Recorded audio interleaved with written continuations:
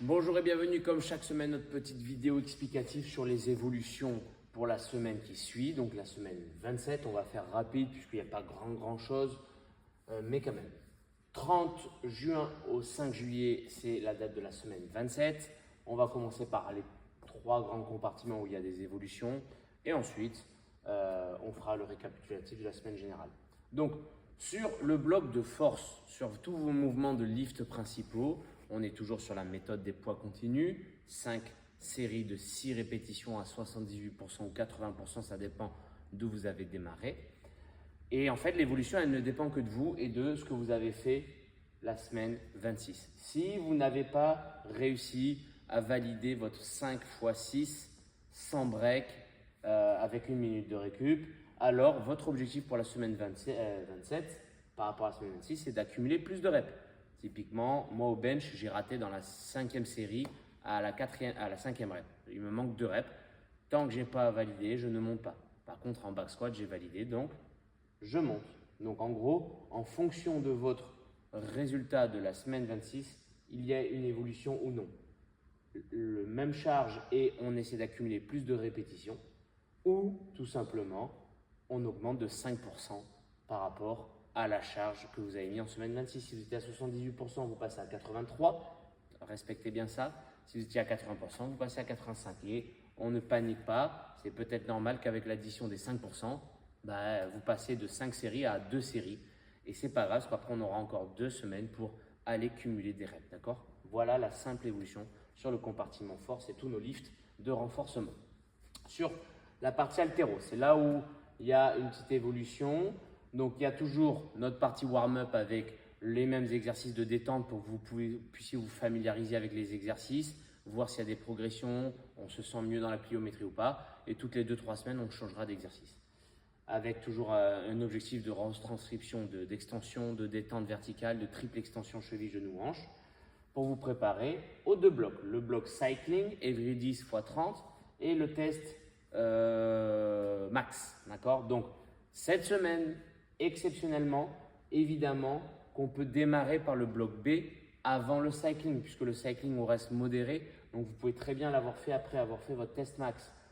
Vous prenez une charge modérée sur le cycling. On n'est pas encore dans le gros test. Par contre, la semaine 28 viendra un gros test sur à quel point vous pouvez mettre le plus lourd sur every 10 x 30.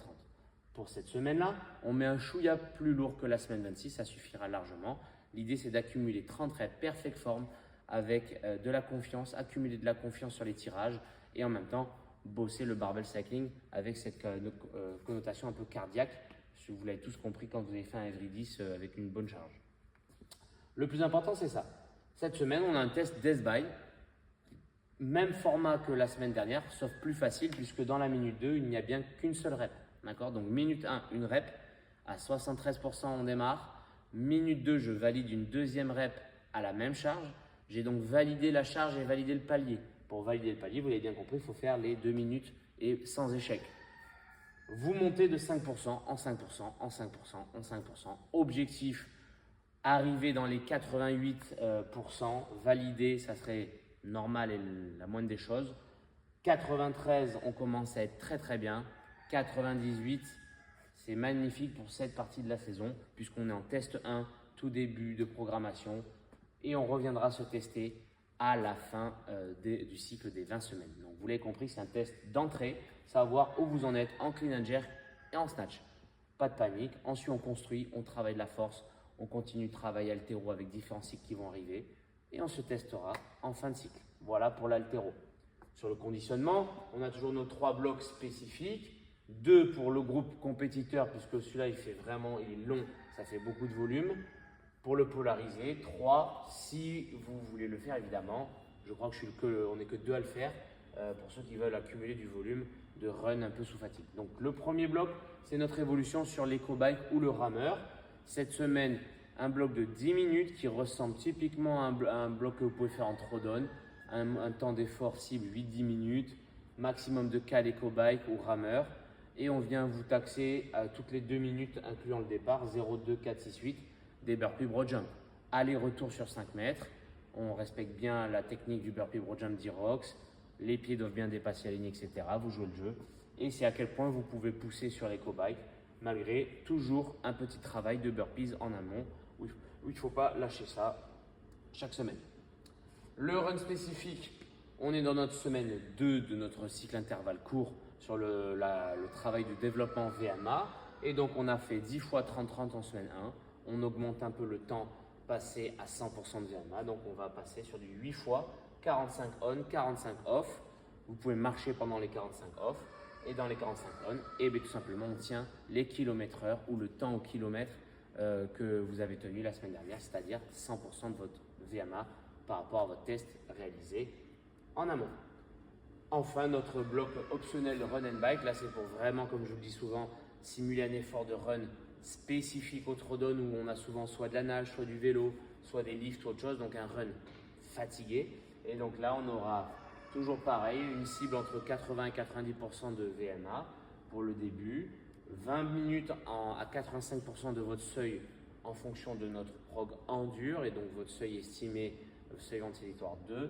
On est à 85% de ce seuil en watts pour savoir comment bosser une bonne zone 3 en même temps qu'on travaille sur un run qui va venir vous challenger. Dans le deuxième run, on essaye de pousser un peu plus la cadence et de faire toujours mieux qu'au premier run. Donc une grosse session où on accumule de la zone 3 et du développement cardiaque et de la capillarisation sur le vélo et en même temps venir tester votre run, essayer de faire toujours plus d'1 kilomètre, ça serait idéal.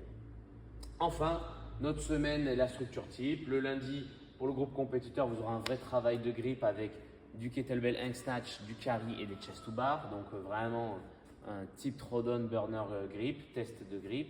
Le mardi, on aura un sprint sur le bar et mu, ring à mu, si on sait faire les deux. Sinon, que bar et mu, et on essaie de rajouter un petit skill ring à mu avec un travail de sprint aux ergos qui taxe pas énormément d'énergie, mais qui sur le moment va vous demander un effort assez conséquent. Mercredi, jour off. Jeudi, strict HSPU et 10 balls ou sandbag lunge pour venir taxer un petit peu le gainage, le corps, le noyau, la fatigue des épaules à tenir un objet lourd et le retranscrire en poussée verticale.